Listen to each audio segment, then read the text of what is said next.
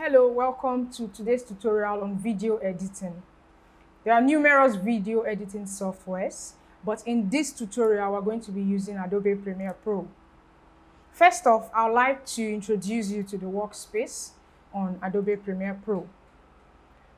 When you open the software, the first thing you need to do is, as you can see, open a new project. If we had an old project, we could have gone back to that project, but in this case, we're opening a new project. Then you give it a title. I'll give this one tutorial. Yeah, okay. And so after this, it opens the 4 major panels on your workspace. The first panel, as you can see, is the project panel. This is where you can import whatever media files you intend to edit, the videos, the pictures, the audio. And then the next panel here is the source panel. Source panel is where you could view the clips, pictures, or listen to the audio. And it also has other small menus. The next panel is the program panel. The program panel is where you could view already selected videos that you have selected to your timeline. And then this is the timeline panel. This is like where you create sequences. Okay? Yeah. So next thing I would like to introduce you to are the different tools that we use on Adobe Premiere. This is the selection tool. It is used to select whatever clips you decide to use, drag it and drop it on your timeline. This is the Ripple Edit tool, used to trim videos, help you trim videos that you already have on your sequence. Then this is the slip tool. Slip tool used to slip clips, source in and out. So then the hand tool. The hand tool is used to navigate forward and backward on your timeline, which is this space. This is your track select tool. The razor tool. The razor tool is used to cut a clip at a particular point where you want to use it. The pen tool allows you to add keyframes. Then we have a text tool or type tool. It helps you to type text on your video. Okay, so that's a basic introduction to the workspace on Adobe Premiere Pro. Now, we're going to import a video clip that we can use for this tutorial. You can go into Ctrl-I, or you just click on Import.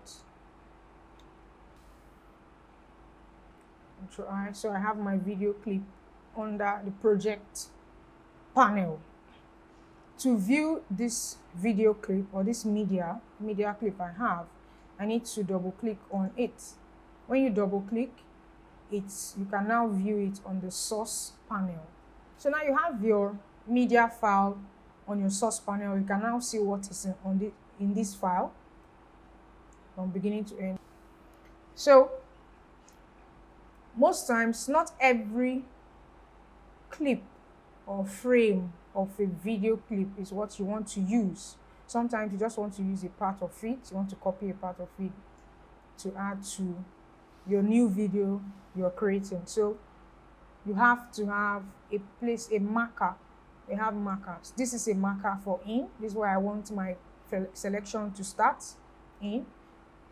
You also use on your keyboard, on your keyboard.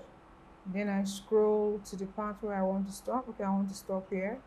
And then marker out, which is also O. You can use letter O on your keyboard. Now, because I want to use both the audio and video of this clip, I drag from the middle and take it into my timeline. Once I do that, it creates a sequence, okay? Sequence. And then you can now see that you can also see same file or the clip, same clip being viewed on your program panel. Okay, so once you select a particular part of a clip from your source panel and drop it on the timeline, on the timeline, you are able to view it on the program panel. Okay, so that's it. So in, out marker. In is I on your keyboard. Out, where you want the video clip to stop copying. O. Okay, so you can do that. Watch a video, keep watching it to the extent, okay, I want to use this part. So for instance, if I didn't want to copy both audio and video, I just wanted to take the video clip. So this is it, drag it from here, and it only copies the video, as you can see. If I only wanted the audio from here, drag it. So we see the audio layers are below, while the video layers are on top. Yeah? Okay. So you keep doing this. If you have multiple videos, maybe I could import another video, Control I. So that's what you keep doing for, if it's an event you're editing or whatever you're editing, until you have everything you need on this timeline. So if you look at your timeline panel, you have the video layers. We have multiple layers, so you can have various layers of video on a particular sequence or a particular timeline, and then multiple layers of audio on a particular timeline. So yeah, so now we're going to look at something on the source panel. You have what you call effects control. So for this one, I want to like increase the size. You do that, okay, or reduce it, whatever you want to achieve. You could do that with the scale button. For position, you can change it, go right or left. You can take it up or down. So you can do a lot from the effects control. Another tool or menu you can use here is the audio panel. The audio panel helps you to edit the audio. Okay, if you wanted to increase the volume, you can go there and increase the volume. Okay, if you wanted to reduce the volume, you can go there and reduce the volume. Whatever you want to achieve, you can achieve there. Okay, there are other things you can do with editing, but I actually just want to introduce us to this editing software, so that next time you see Adobe Premiere Pro, you have an idea of where to go and what to do. Okay, so at the end of the day, when you're satisfied with what you have on your timeline, you can decide to, if you notice this line is red, so it means that I have not rendered these videos, at least for, so I click on enter, and then the video renders. Okay, so you see now it's green, it's all green, and then our video is already playing. So now I want to export.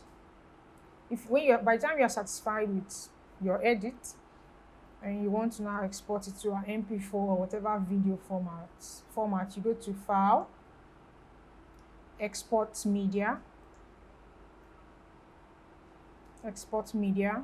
choose the type of media you want to export, and give it a title, and where you want the video to go by the time it's exported. There are different types of quality of videos, so whatever you want to do with this video, you can actually export a video, create a video to suit that format. So if it's going to be on Facebook, on YouTube, Vimeo, Twitter, just for mobile devices, you can actually choose to do that. Okay, so for the audio, good video source file, rep2, okay, and then you go to export. So if you've ever heard a video editor complaining about rendering and how it takes a long time, this is actually the part where they're actually talking about this. Rendering, depending on the size of your video and the quality of the video you are working on, can take hours. Okay, this is less than 1 minute video. That's why you can see it rendering so fast, but it's not normal. So really, but I hope you've been able to learn something new today on how to edit videos. If you have questions, you can drop it on the comment box. If you have other tips you want to add, you can also drop it in the comment box. Kindly subscribe to our channel on YouTube and follow us on all our social media platforms, Twitter, Instagram, and Facebook, for more interesting tutorials like this.